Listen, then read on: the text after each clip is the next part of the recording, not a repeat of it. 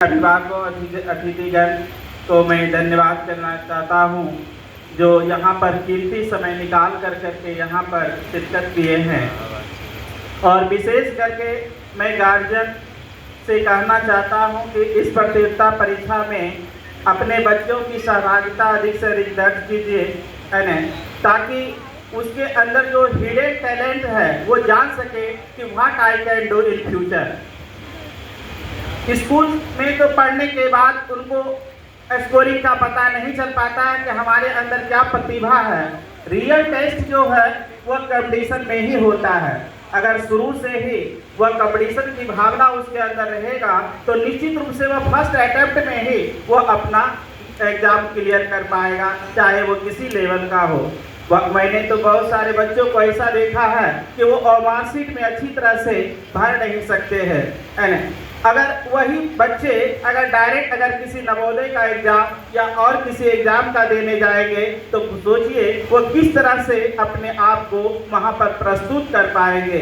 इसलिए आप अपने बच्चों को जरूर से जरूर इस तरह की आयोजन होने वाले प्रतियोगिता परीक्षाओं में भाग लेने के लिए प्रेरित करें। और देखिए, मार्क्स कोई मायने नहीं रखता है। अगर किसी तरह का अगर मान लिया जाए वो स्कोरिंग नहीं कर पा रहा है तो कोई दिक्कत नहीं, है ना, क्योंकि कहा जाता है unsuccess is the key of success, है ना। Unsuccess is the pillar of success. Whenever one attempt he succeed, he is not able to succeed, then certainly he will succeed in next. आपने बहुत सारे वैज्ञानिकों के बारे में सुना होगा, है ना, वो वही क्लास में फैल कर गए थे, लेकिन उन्होंने आगे चलकर इतने आविष्कार किए हैं जिसके बारे में कल्पना नहीं कर सकते हैं, है ना। जबकि वे अपनी शारीरिक क्षमता से पूर्ण नहीं था, इनके बावजूद भी आपके बच्चे के अंदर तो वो हर चीज है, केवल आपको उसको दिखाने की जरूरत है। आपके उसके अंदर जो टैलेंट है उसको आपको जगाने की जरूरत है। और ये जगाहट कहाँ से आएगी?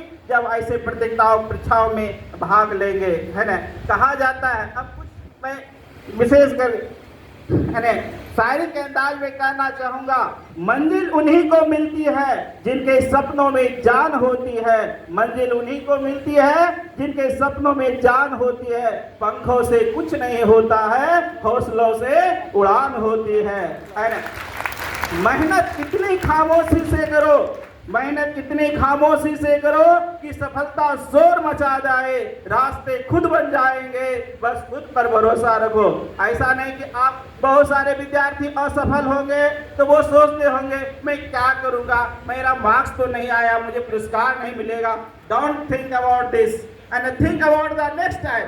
अगले बारे में सोचिए, है ना, और अगले बारे में you can do better than the other student. आप दूसरे विद्यार्थियों से कहीं अच्छा कर सकते हैं, क्योंकि अनसक्सेस करने वाले जब कोशिश करते हैं ना तो वह अगले बार में उस सफलता से कई गुनी बड़ी सफलता को प्राप्त करते हैं। अक्सर आपने देखा होगा कि जो घायल शेर होते हैं ना वो कहीं ज्यादा और क्या घातक हो जाता है। ठीक उसी तरह से विद्यार्थियों के अंदर एक जुनून होना चाहिए कि हम क्या कर सकते हैं, और अगर जिस दिन ये जुनून पैदा हो जाएगा निश्चित रूप से वो किसी भी प्रकार की सफलता को हासिल करने में वो क्या है, कामयाब हो जाएंगे। और जहाँ तक कि हमारी जाति है, हमारी जाति तो एक ऐसे जाति से बिलोंग करते हैं जिसने बड़े बड़े इतिहास को रचा है ना। और मैं इन्हीं को एक थोड़ा सा डिस्क्राइब करने की कोशिश करता हूँ। जैसा आप बैनर में देख रहे हैं, डांगे। डांगे जो शब्द है वो 5 लेटर से बना है, DANGI, डांगे, है ना। D for dynamic.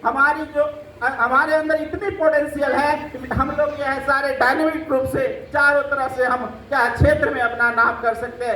एम्बिशियस, हमारे पूर्वज ही बहुत सारे महत्वाकांक्षी थे, वो एम्बिशियस थे। आप अपने बच्चों को प्रेरित कीजिए कि वो ओवर एम्बिशियस हो, है ना। केवल यहाँ तक कि वह ग्रुप डी ग्रुप सी तक ही वह सीमित नहीं रहे, ठीक है, ever correct to the examination of IAS and IPS, है ना। और IAS IPS जैसे बड़े उच्च स्तर की परीक्षा में वह सफल कर सके। और फिर तीसरा लेटर हो गया है N फॉर हो गया है न्यूमरस है ना, वो न्यूमरस फील्ड में असंख्य क्षेत्रों में अनेक क्षेत्रों में वो क्या कर सकते हैं एंड नोबल पर्सनालिटी। और हमारे अंदर जो है एक नोबल पर्सनालिटी होती है हमारी जाति के अंदर में। लेकिन आपस में सभी लोग क्या करते हैं, छोटी छोटी मतभेद बातों को लेकर के उलझ जाते हैं, उलझ जाते हैं, जिससे कि बच्चे का भविष्य डार्क में चले जाते हैं। इसलिए इस सभी के बारे में हमें थोड़ा सोचने की जरूरत है और बच्चों को प्रेरित करने की जरूरत है। और साथ ही साथ G for great oriented, हम लोग बहुत सारे ओरिएंटेड उपार्जन करने वाले हैं और साथ ही साथ इंटेलिजेंट भी है, लेकिन हमें केवल बच्चों को प्रेरित करने की जरूरत है। विशेष क्या हो, यहाँ बहुत सारे महानुभाव बैठे हुए हैं जो अपनी अपनी बातों के द्वारा बच्चों को प्रेरित करेंगे।